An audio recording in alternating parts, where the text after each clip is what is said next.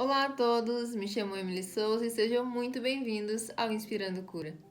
No vídeo anterior, eu contei para vocês a minha história, um pouquinho do início dela, como foi o diagnóstico. E nesse vídeo a gente vai continuar daquele ponto e eu vou contar para vocês como foi o meu tratamento. Continuando a minha história, hoje a gente vai conversar sobre o início do meu tratamento, depois de toda aquela etapa do diagnóstico que foi bem longa. Agora eu vou contar para vocês como foram as quimioterapias iniciais e quais foram os efeitos que ela teve em mim. Logo depois do diagnóstico, foi montado esse protocolo para mim de quimioterapia e fizemos uma primeira consulta com um médico hematologista para lidar com toda essa situação e para ele explicar para mim como seria o tratamento e explicar para mim, na verdade, tudo o que eu iria fazer e o que era uma quimioterapia. Então, foi uma consulta bem importante. Nessa consulta, ele me tranquilizou bastante e me explicou sobre um catéter. Se eu teria interesse em implantar esse catéter, que era um instrumento que facilitaria todo esse processo de quimioterapia. Eu não quis de primeira esse catéter. Eu falei, doutor, é mais uma cirurgia e eu acho que eu vou tentar fazer sem. Se eu não conseguir, aí a gente tenta colocar. Esse catéter chama Portacat. Ele é um dispositivo de silicone que é implantado geralmente no tórax e dele sai um caninho que vai direto para uma veia bem grossa. E a quimioterapia por ali é furado e tal. E aí entra a quimioterapia, não estoura a veia, não perde a veia, não dói a veia. Então é uma coisa muito, muito, muito legal para quem está fazendo tratamento de câncer. Eu, como estava já bem saturada de cirurgias, eu fiz 2 cirurgias em um mês, eu preferi não fazer, eu estava bem assustada ainda. Então não fiz. Não quis colocar. Eu falei, doutor, vamos fazer a primeira quimioterapia primeiro? Pra depois eu ver se eu aguento. Se eu não aguentar, aí a gente coloca. Mas o que eu não sabia é que da primeira quimioterapia pras outras, as coisas iam mudando muito. E na minha cabeça tudo seria como na primeira. E não foi. Fui então eu pra minha primeira quimioterapia, primeira sessão de quimioterapia. Bem tranquila. Cheguei na sala, era uma sala bem grande, bem clara, com várias poltronas para os pacientes sentarem, e televisão, e revistas e livros para passar o tempo. E foi um lugar para mim bem aconchegante, num momento tão assustador. Era um lugar bem aconchegante, bem gostoso de ficar. Então, começamos a primeira quimioterapia. Nesse primeiro momento eu achei tudo bem gostoso, porque tinha cobertinha e as pessoas conversavam e não tinha nenhum sofrimento pra mim ali naquele momento, eu não tava vendo nenhum sofrimento. Então a enfermeira veio e puncionou minha veia, foi muito fácil, muito simples pela primeira vez, então foi bem simples. E aí ela colocou a quimioterapia e começou. Eu lembro até que ela falou alguma coisa em relação a isso. Ela falou, pronto, começou o seu tratamento. E eu não estava assustada em relação a isso.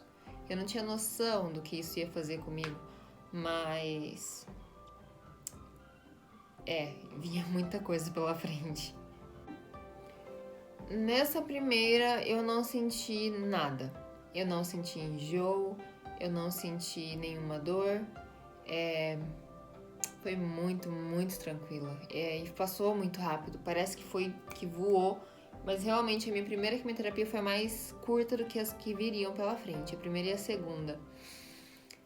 E foi muito rápido, se eu não me engano foram 2 ou 3 horas só. E eu terminei. Passou tipo, voando mesmo. Conversando o tempo todo com as pessoas ao meu redor. E não vi nada de ruim, eu não vi ninguém passando mal. Eu não passei mal, eu não senti nada mesmo. E não senti dor no braço. Perfeito, foi tranquilo. Como se estivesse só tomando um soro. E aí eu saí dessa quimioterapia E encontrei meu médico no corredor. E ele perguntou como é que foi. Eu falei, nossa, doutor, foi muito tranquilo, foi muito bom, eu não preciso de catéter nenhum. E ele me avisou que dali pra frente mudaria, claro, meu corpo ia ficando mais debilitado. Mas ainda assim eu falei, eu aguento, pode deixar que eu aguento. A partir dali, eu continuei com as quimioterapias então de 15 em 15 dias.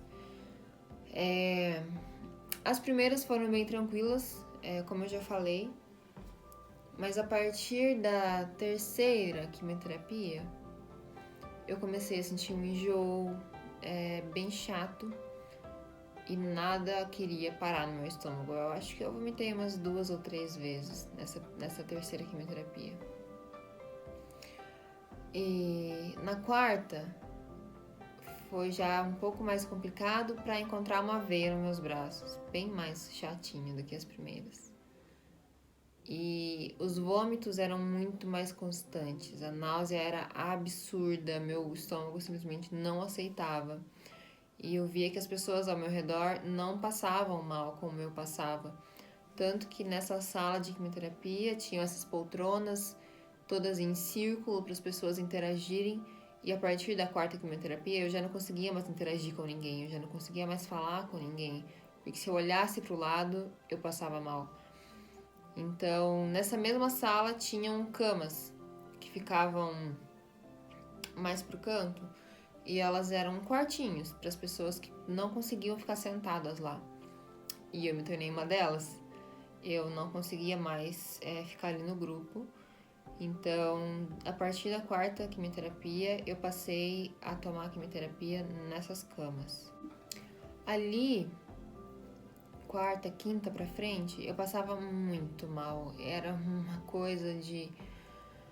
Ai, eu ficava exausta de tanto que eu passava mal. Eu usava todas as energias do meu corpo só pra vomitar. Desde o momento que eu chegava lá. Como essas quimioterapias aconteciam na segunda-feira, no domingo à noite a minha ansiedade já começava a me incomodar. A minha mente já não pensava em outra coisa, só no que vinha pela frente. E nem comer eu não conseguia mais, eu nem conseguia escovar o dente, porque se eu tocasse alguma coisa na minha boca, eu já tinha ânsia de vômito, então era bem complicado. Dali pra frente, eu fui consultar com um psicólogo para essa ansiedade, pra gente ver o que faria. Comecei a tomar remédio para ansiedade, mas não funcionava mesmo. E o meu médico passou muitos remédios para enjoo para mim. Remédios que geralmente funcionam para outros pacientes e para mim simplesmente era como se beber água, não fazia nenhum efeito, só me fazia enjoar, parece que ainda mais. Então nada para mim funcionava e eu não tinha nenhuma escolha a não ser lidar com toda aquela náusea.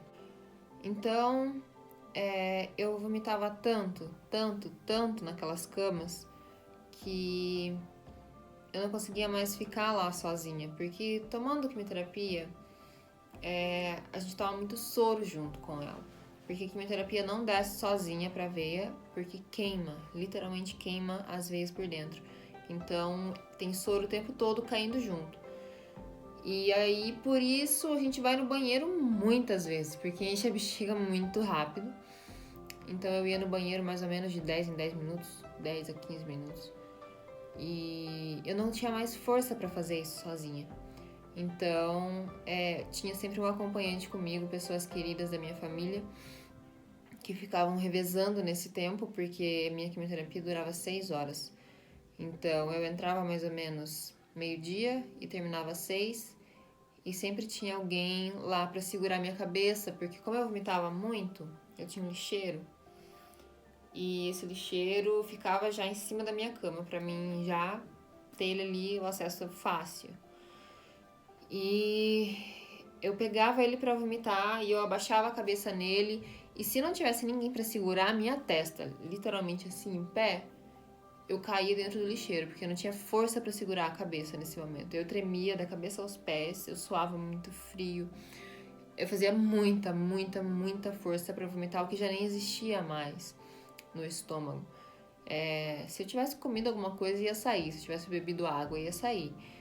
E se eu não tivesse comido ou bebido nada, ia sair nada, mas o vômito acontecia de qualquer maneira. E era horrível, queimava muito. E isso acontecia de, não sei, 5 em 5 minutos. Era uma coisa muito constante. Durante essas 6 horas, eu vomitava muito mesmo, muito. E era a pior coisa, foi a pior coisa que aconteceu no tratamento pra mim. Essa coisa de vomitar. Até hoje, eu falar disso, eu comentar sobre o meu tratamento é difícil, porque só de lembrar daqueles momentos, daquela sensação, já me dá náusea, o que é muito estranho, mas foi assim. Durante esses momentos, como eram momentos muito longos e raramente eu dormia por conta do enjoo, eu tinha ali o lixeiro perto de mim, até eu chamava o lixeiro de filho, porque eu não conseguia viver sem ele. E essas pessoas queridas que estavam sempre junto comigo tentavam me distrair de todas as maneiras. Eu lembro que meu pai levava baralho pra gente jogar. E minha tia contava histórias de quando ela era nova. E minha avó também. Sempre pessoas muito queridas que estavam tentando me acalmar. Minha mãe também me ajudou muito. E eu sei que também não foi nada fácil pra eles. Não foi nada fácil pra eles. Foi muito triste pra eles me verem naquela situação. Mas eu sou extremamente grata a eles todos os dias da minha vida. Durante essas quimioterapias, uma coisa que, claro, quando a gente pensa em quimioterapia, a primeira coisa que vem na cabeça, eu acho, de todo mundo, até dos leigos, é cair o cabelo. A queda de cabelo é muito subjetiva, ela é muito específica. Tem tratamentos que não caem o cabelo, e o meu foi um deles. O meu médico me explicou que meu cabelo sim cairia, mas cairia muito pouco, e que cairia aos poucos. E que provavelmente eu não precisaria raspar minha cabeça, que até o fim do tratamento meu cabelo não teria caído. E foi o que aconteceu. Meu cabelo começou a cair ali pela 4ª quimioterapia, mas ele caía aos poucos mesmo. Eu passava a mão assim, é como se estivesse passando um pente, quando a gente pente o cabelo, e saem alguns fios no pente, era só isso. E eu passava a mão e saía alguns fios na minha mão, mas meu cabelo realmente não caiu por completo. O cabelo não foi mesmo um problema pra mim durante o tratamento. O problema foram as veias. As veias foram um problema porque o que não perdi de cabelo eu perdi de veias. As veias, conforme o tratamento vai correndo, elas queimam. E queimam mesmo, queimam por dentro, que você sente que tá queimando. E por isso o soro desce junto pra, creio que, refrescar. Durante todas as quimioterapias, essas veias vão queimando mesmo e se machucando. E por alguma razão, eu não sei direito, só foi me explicado por cima, elas somem. As veias somem e elas enfraquecem ao ponto de secarem e elas se curam de alguma maneira por baixo. Então elas vão ficando cada vez mais fundas e mais difíceis de acessar. E foi assim com as minhas veias, elas foram queimando e foram se machucando e ficando mais difíceis de ter acesso. Então, ali pela 5ª e 6ª quimioterapia, aquela facilidade da primeira para achar uma veia não existia mais. Eu chegava e era muito frio, era no mês de junho, julho. Então aqui é muito frio aqui no sul. Então eu chegava no hospital já com muito frio, e dentro do hospital, dentro da sala de quimioterapia, tem que ser gelado, tem que ter ar-condicionado, frio o tempo todo. Então o frio era absurdo. E assim eu segui, de 15 em 15 dias. Era uma nova sessão de tortura que era necessária para acabar com aquela doença que existia dentro de mim. E eu tinha noção de que era uma coisa boa para mim, mas de alguma maneira meu corpo rejeitava de todo jeito, como podia. Então foram 6 meses de bastante dor e bastante batalha interna comigo mesma, porque eu precisava daquilo, mas ao mesmo tempo era uma coisa da qual eu queria fugir. Então foi bem difícil. Seguimos até agosto com o protocolo E finalmente chegou a última quimioterapia. A última quimioterapia foi um dia muito feliz pra mim. Foi um dia extremamente bom. Porque, graças a Deus, eu não precisaria mais passar por tudo aquilo a cada 15 dias. Então, tava muito feliz. Foi um dia muito feliz. Lá pela 9ª quimioterapia, 10ª por aí, eu cheguei no meu médico e pedi, pelo amor de Deus, doutor, eu preciso colocar aquele catéter. E ele disse que não, porque o tratamento já estava acabando. Realmente, eu tinha mais 2 quimioterapias pela frente só. E não tinha mais necessidade de colocar o catéter, porque ele mal seria usado. Então, eu tive que aguentar pela minha decisão lá do início de não ter colocado ele. Mais ou menos 20 dias, um mês depois da última quimioterapia, eu passei por um novo PET e dali a uns dias saiu o resultado. E eu fui para essa consulta muito esperançosa de que estaria tudo certo. E chegando lá, meu médico falou que sim, que estava tudo certo, que não tinha mais doença ativa no meu corpo. E nossa, esse dia foi incrível. Eu até tatuei ele no braço para guardar para sempre essa lembrança aquela sensação de liberdade, aquela sensação de vida nova que eu senti naquele dia. Isso tudo aconteceu em outubro, no dia 16 de outubro de 2017, e foi um ótimo dia. E dali em diante a vida continuou, a vida na verdade começou de novo. E já estava perto do final do ano, a gente tinha planos para o fim do ano, eu e minha família. Fomos para o Paraguai visitar a minha família lá. E foi um ótimo fim de ano, foi muito divertido, foi muito incrível. E eu tava muito feliz com tudo que eu tinha passado e que tudo tinha dado certo finalmente. E em janeiro eu fiz um PET de controle, porque a gente faz exame de controle a cada 3 meses depois do fim do tratamento. E em janeiro já era minha vez de fazer o meu primeiro exame de controle. E então eu fiz. Mas estava tudo certo. Pra mim estava tudo certo.